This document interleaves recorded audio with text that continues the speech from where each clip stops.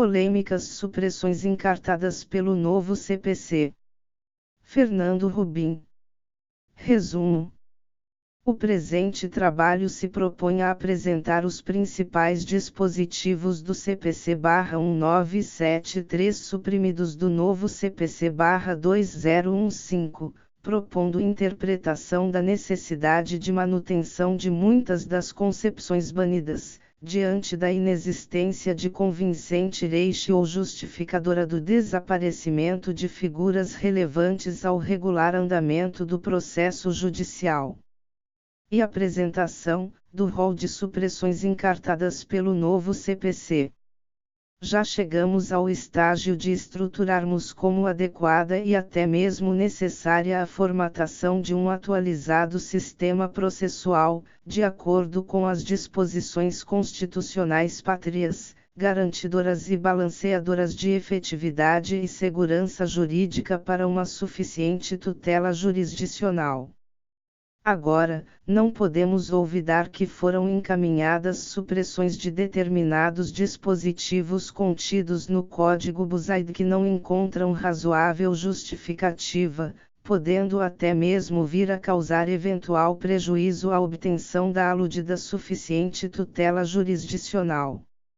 Dentro desse rol de supressões, poderíamos apontar a do art. 132, caput, do CPC-1973, a tratar o princípio da identidade física do juiz, a do art. 126, parágrafo único, a tratar da referência à analogia, aos costumes e aos princípios gerais de direito, como recursos utilizáveis pelo magistrado à falta de normas legais, a dos arts. 181/182, a destacar as diferenças conceituais entre os prazos peremptórios e dilatórios, a do art. 516 do Código BUSAID, a reger os efeitos translativos do recurso de apelação, a do art. 188, a tratar da supressão do prazo em quádruplo para a contestação da Fazenda Pública e do Ministério Público, e a do art. 518 e parágrafo único, a reger a exigência de juízo de admissibilidade pelo órgão de primeiro grau. Com relação às duas últimas novidades, pensamos que podem ser compreendidas sem maiores digressões. A primeira, pelo fato de, em geral, os prazos para a Fazenda Pública e para o Ministério Público serem dobrados pelo novo CPC, o que estabelece certo ajuste no sistema de supressão de prazo em quádruplo exclusivamente para contestar, e a segunda, pelo fato de o juízo de admissibilidade ser matéria de ordem pública, inclusive pelo sistema ainda em vigência, o que já determinava a possibilidade de reexame oficioso do juízo de admissibilidade recursal pelo Tribunal ADQM, operando-se assim pelo novel diploma tão somente uma simplificação de formas, evitando-se retrabalho. No entanto, nos demais pontos, acreditamos que as supressões entabuladas devam ser desconsideradas pelo operador do direito quando da aplicação do novo sistema adjetivo, a entrar em vigor a partir de 18 de março de 2016. Passemos, pois, à análise de cada um dos pontos tormentosos, em pormenor. Segunda, do efeito translativo do recurso de apelação. O ato judicial, mesmo não podendo fazer coisa julgada material, não fica sujeito a ser, livremente, desfeito ou ignorado pelo seu prolator ou por outros juízes, não se podendo decidir novamente questões já decididas relativas à mesma lide, conforme comando contido no art. 471 do Código BUSAID. Diversamente da preclusão temporal, dirigida unicamente às partes, a preclusão consumativa pode vincular o magistrado, que nos termos do dispositivo infraconstitucional supramencionado está impedido, por regra, e fora das vias recursais, quando estritamente admitidas, de voltar ao reexame e rejulgamento das mesmas questões já decididas, em novos pronunciamentos no processo. Mas, se a parte interpuser recurso, e a modalidade irresignatória não admitir a reconsideração do prolator, teríamos preclusão da questão para este, mas não para o Poder Judiciário, que reapreciará a discussão via juízo hierarquicamente superior.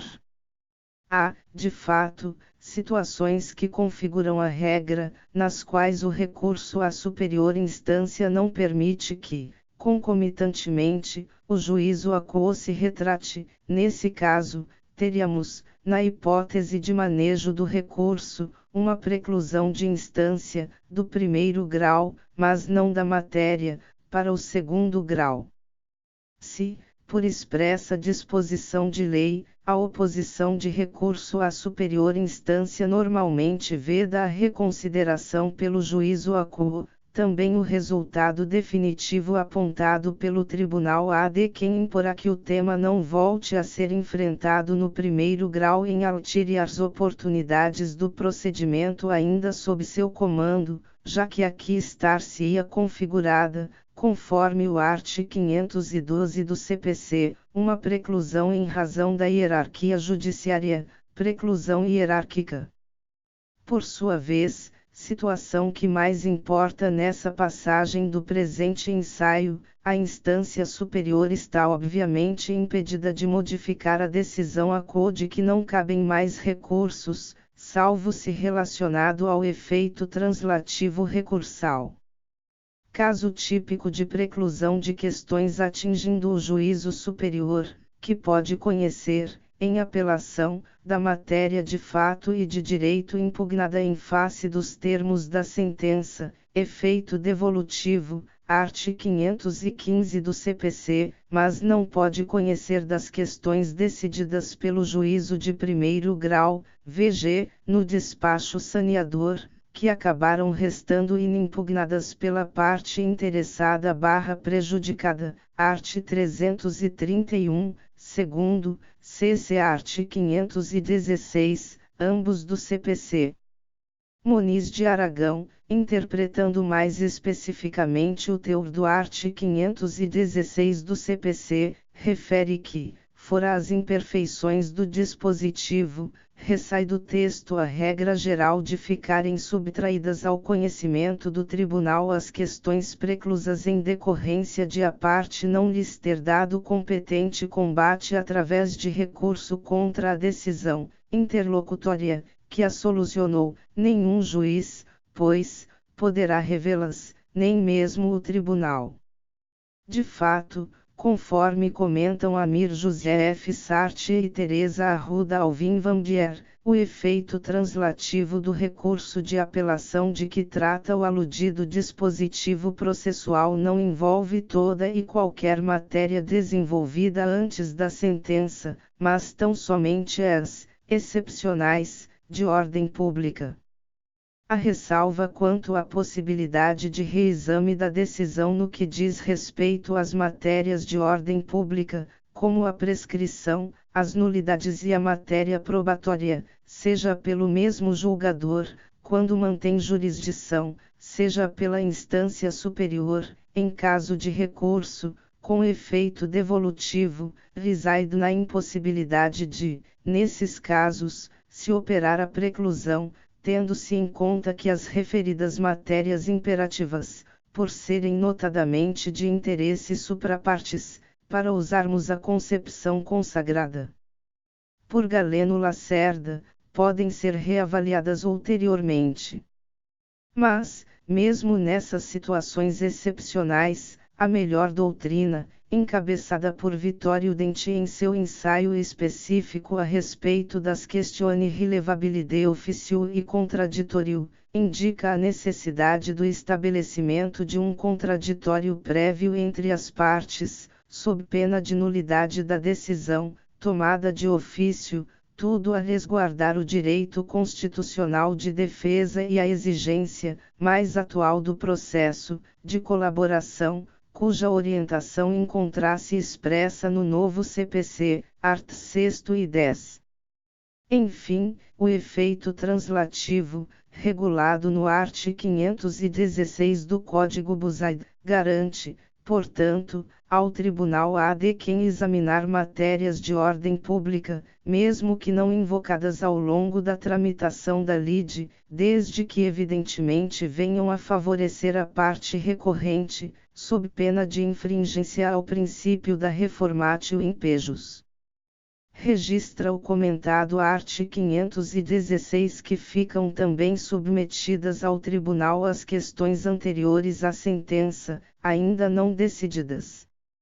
Ocorre que, ao tratar da temática, o novo CPC registra tão só no art. 1013, primeiro, que serão objeto de apreciação e julgamento pelo tribunal todas as questões suscitadas e discutidas no processo, ainda que não tenham sido solucionadas, desde que relativas ao capítulo impugnado.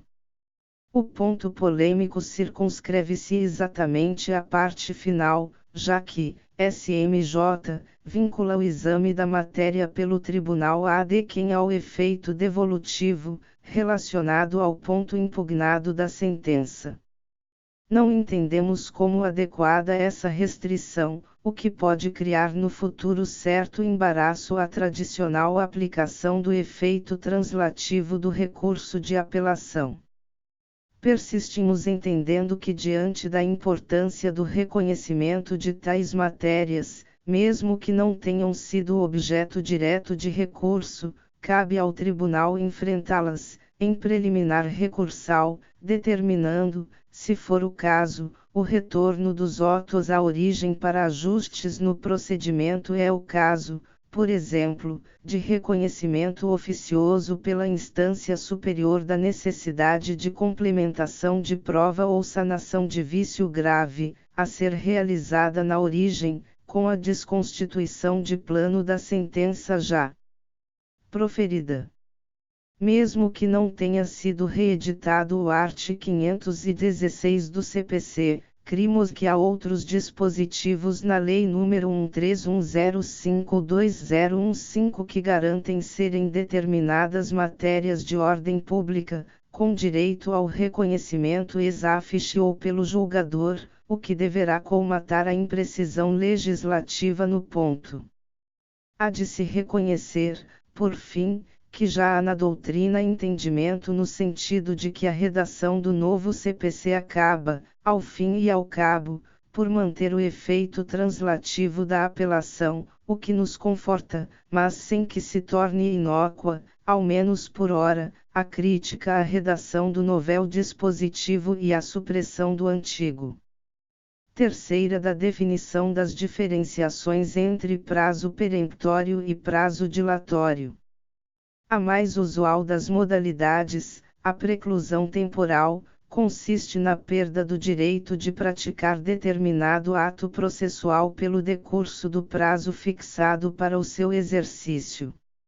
Esse aludido direito de praticar um ato processual representa uma faculdade conferida às partes de se manifestarem ao longo do processo, desde o ingresso com a petição inicial, com a sua causa petende próxima e remota, e o pedido, passando pela contestação, com a apresentação necessária de toda possível matéria preliminar, prejudicial e de mérito, ingressando na ativa produção probatória, e inclusive chegando à previsão do manejo de recursos, sempre na busca da defesa dos seus interesses.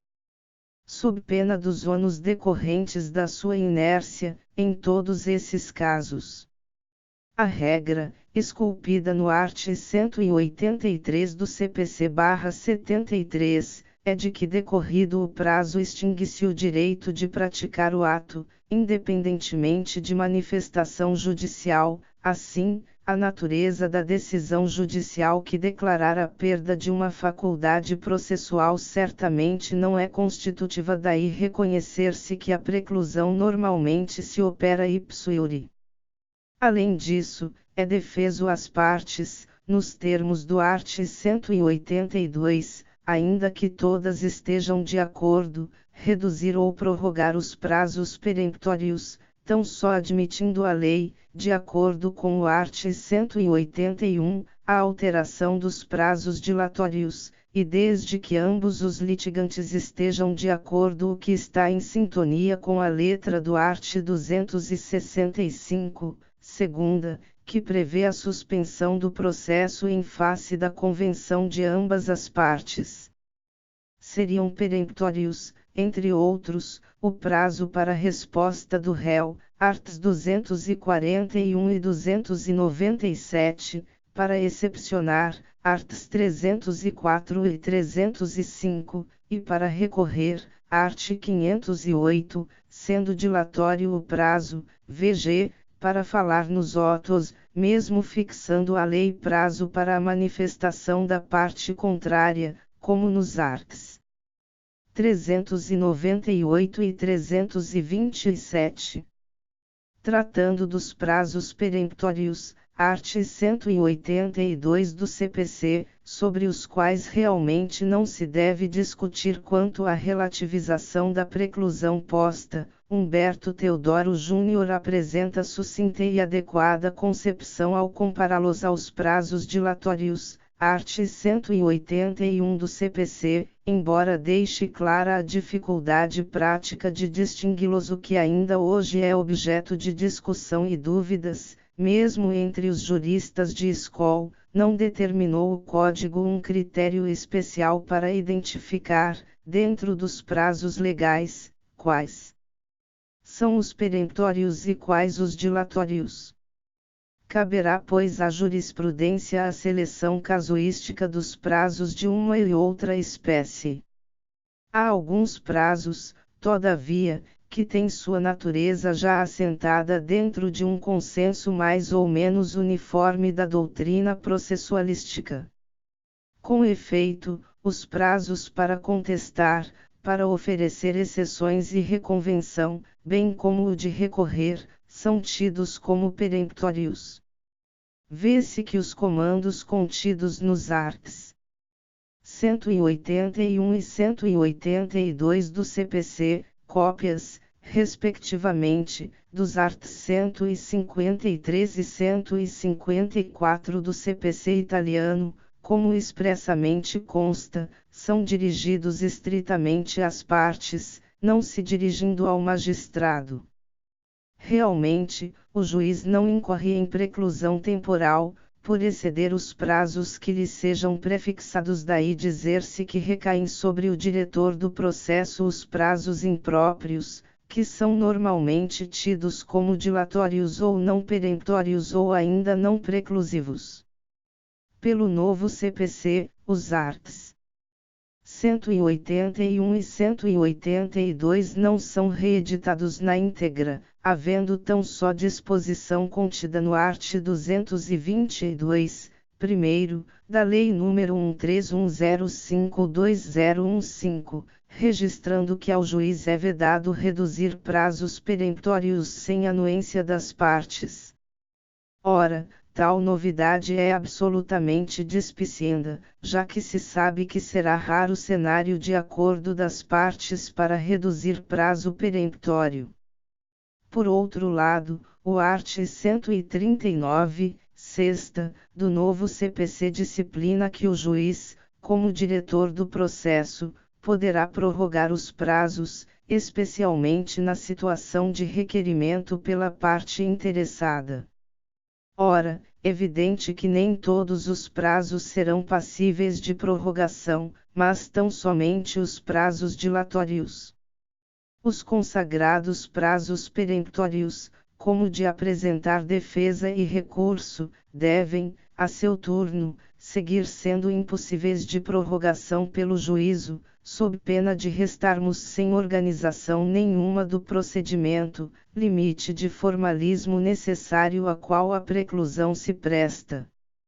Portanto, segue sendo necessário distinguirmos os efeitos dos prazos peremptórios e dos prazos dilatórios, que aparecem em maior número no processo e podem ser prorrogados pelo juiz, a requerimento da parte interessada, mesmo que com oposição da parte litigante contrária.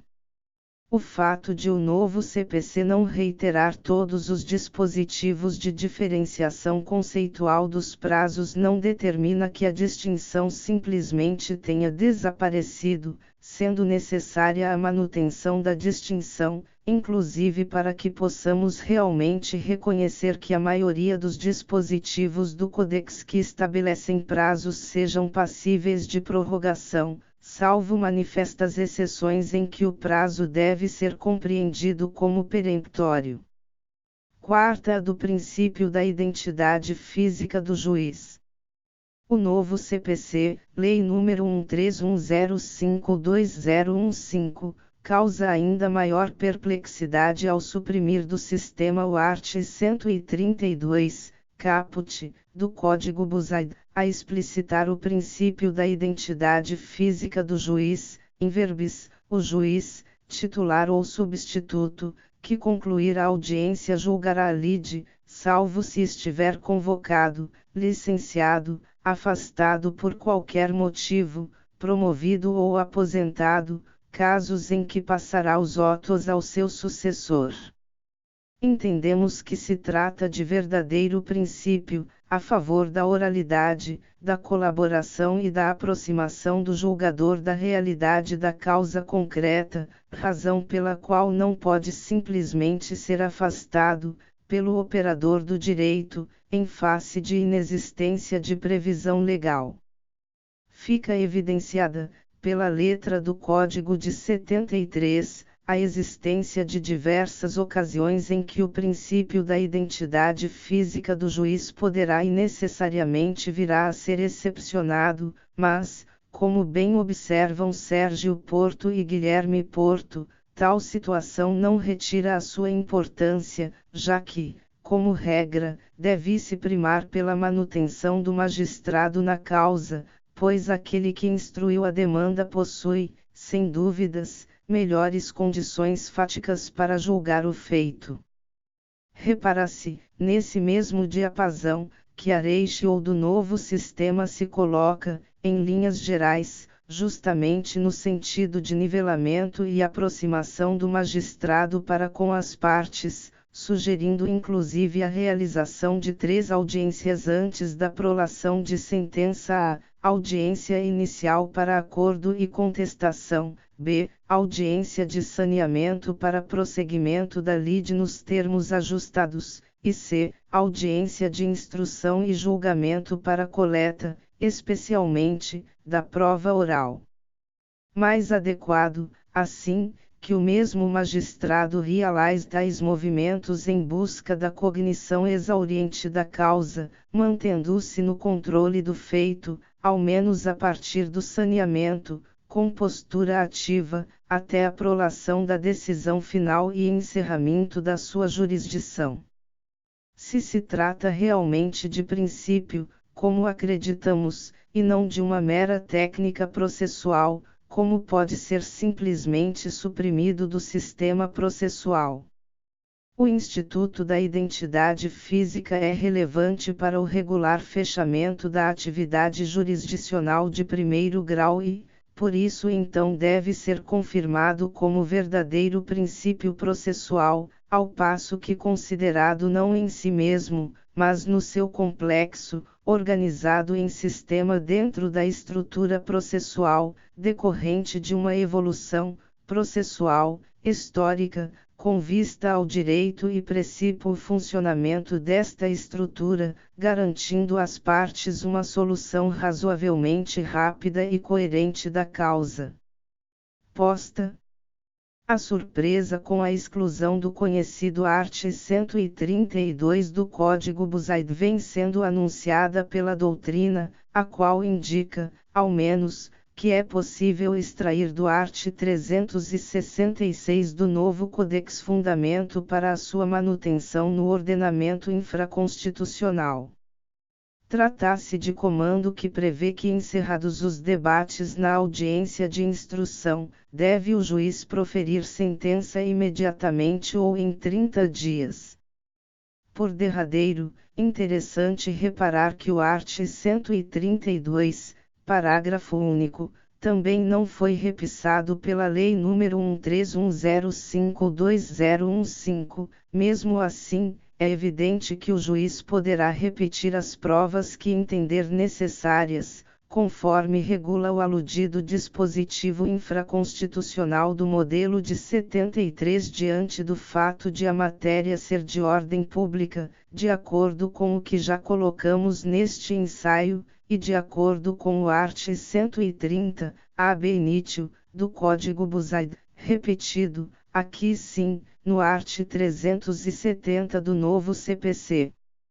Veda a aplicação da analogia, costumes e princípios gerais do direito.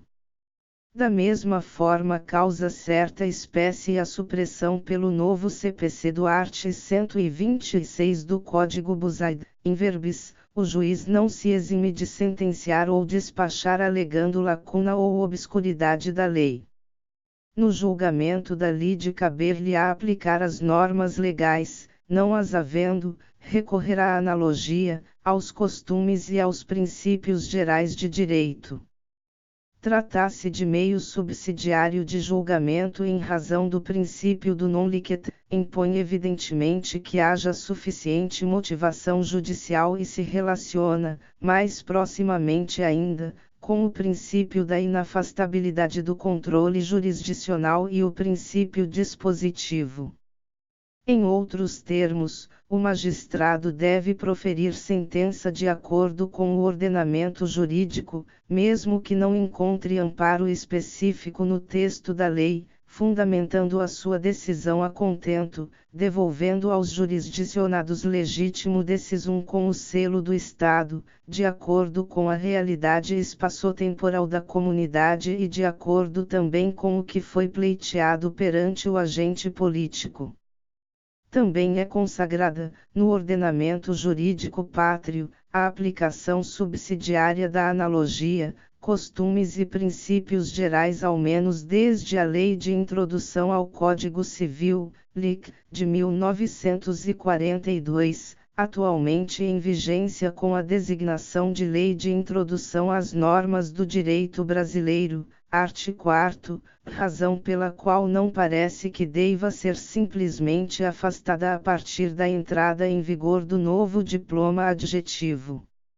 Veja-se, por outro lado, que o novo CPC exige do magistrado ainda maior rigor na ampla fundamentação de suas decisões, sendo reforçado o comando constitucional contido no art. 93, nona, da CF/88, a partir da previsão especialmente do art. 489 da Lei nº 13105215, parecendo, assim, ir na contramão deste modelo a supressão de dispositivo processual que desenvolve formas alternativas, mas perfeitamente aceitas, de julgamento.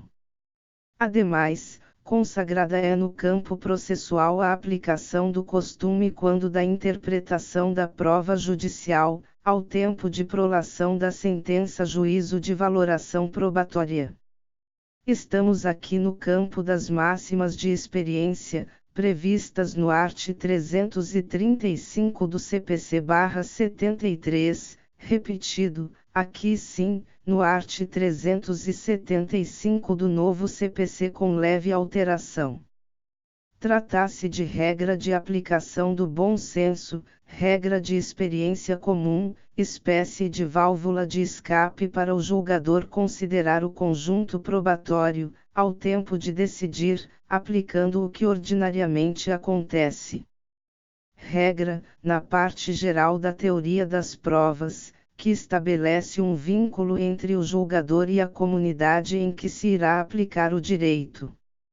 Estabelece o art. 335 do CPC, ao regular o tópico, que em falta de normas jurídicas particulares o juiz aplicará as regras de experiência comum subministradas pela observação do que ordinariamente acontece e ainda as regras da experiência técnica, ressalvado, quanto a esta, o exame pericial. De fato, embora o dispositivo infraconstitucional, ao tratar das máximas de experiência, não indique com clareza se o momento oportuno de sua utilização é ao tempo de admissão ou ao tempo de valoração da prova, odiernamente, de acordo com a exposição contida no parágrafo supra. Parece-nos que cabe a sua aplicação ao tempo de o julgador proferir sua decisão em cognição exauriente. Seja como for, por certo, então a existência da previsão da matéria no novo CPC ao menos em parte desqualifica a exclusão do art. 126 do Código 73 no novel diploma. Por fim, entendemos que pela desqualificação ampla, da exclusão noticiada, em razão do art. 1º da Lei nº 13105/2015, ao prever que o processo civil será ordenado, disciplinado e interpretado não só de acordo com base na lei, mas também em valores e normas fundamentais estabelecidas na CF/88, o que nos faz crer que na prática será plenamente possível ao magistrado seguir aplicando a analogia, os costumes e principalmente os princípios gerais do direito, como aliás sempre fez, com ou sem base em previsão de Código Processual. E mesmo que assim não fosse, compactuamos com a posição de Marinoni e Arenhart no sentido de que atualmente não se deve pretender limitar o poder do juiz, mas sim controlá-lo, sendo que isso não pode ser feito mediante uma previsão legal da conduta judicial, como se a lei pudesse dizer sempre o que o juiz deve fazer para prestar a adequada tutela jurisdicional diante de todas as situações concretas. Como as situações de direito material são várias, deve-se procurar a justiça do caso concreto, o que repele as teses de que a lei poderia controlar o poder do juiz. Sexta, referências conclusivas. Defendendo a entrada em vigor do novo diploma adjetivo, Lei nº 13105/2015, por certo não estamos de forma alguma pleiteando a sua não aplicação, ao passo em que examinada criticamente algumas supressões realizadas. Antes de qualquer outra coisa, devemos procurar a ratio das exclusões realizadas pelo novo CPC, vindo a enfrentá-las criticamente se não encontrarmos nada convincente. Foi o que procuramos realizar, mesmo que de maneira incipiente. Dessa forma, repetimos, não estamos pregando o inconformismo leviano e superficialista, buscando aplicar no futuro e ad aeternum o Código/73, que sabidamente perderá a sua validade, ultrapassado o período de vacatio legis. Estamos defendendo isso sim que algumas específicas disposições do Código Buzaide foram suprimidas sem que, SMJ, melhores considerações fossem efetuadas, o que pode desembocar, logo ali, em atividade jurisdicional deficiente na prática do foro, situação que evidentemente deve ser evitada, sendo aplicadas as disposições consagradas, as quais realmente se apresentam relevantes ao regular andamento do processo judicial, como o amplo efeito translativo do recurso de apelação, nas matérias de ordem pública, a distinção entre os prazos peremptórios, minoria dos prazos processuais, e os prazos dilatórios, maioria dos prazos processuais, o princípio da identidade física do juiz, condutor do iter até prolação de sentença, e a aplicação da analogia, costumes, máximas de experiência, inclusive, e princípios gerais do direito.